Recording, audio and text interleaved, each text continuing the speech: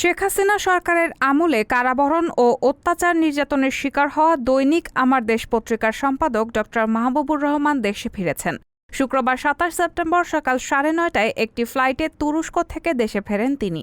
বিমানবন্দরে সাংবাদিক মাহবুবুর রহমানকে গণসংবর্ধনা দেওয়া হয়। ফ্যাসিবাদ বিরোধী ছাত্র জনতা এই সংবর্ধনার আয়োজন করেছে বলে জানা গেছে।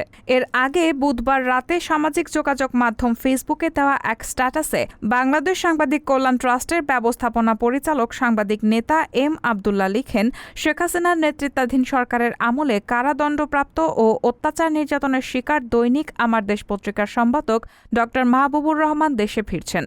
শুক্রবার সকাল ৯টায় একটি ফ্লাইটে তিনি তুরস্ক থেকে দেশে ফিরবেন। তিনি বলেন, আমার দেশের সম্পাদক মাহবুবুর রহমানের মায়ের শারীরিক অবস্থা খুব খারাপ। তিনি কিছুদিন ধরে হাসপাতালে চিকিৎসাধীন আছেন। জরুরিভাবে শুক্রবার সকাল ৯টায় দেশে ফিরে আসার প্রস্তুতি নিয়েছেন তিনি। শেখ হাসিনার আমলে মাহবুবুর রহমানের বিরুদ্ধে সারা দেশে ১২৪টি মামলা করা হয়েছিল।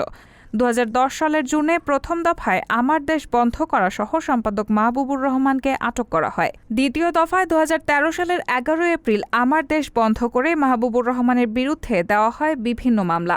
রিমান্ডে নিয়ে চালানো হয় অমানবিক নির্যাতন। পরবর্তীতে এক মামলায় মাহবুবুর রহমান এবং তার স্ত্রীকে ৭ বছর কারাদণ্ড দেন আদালত।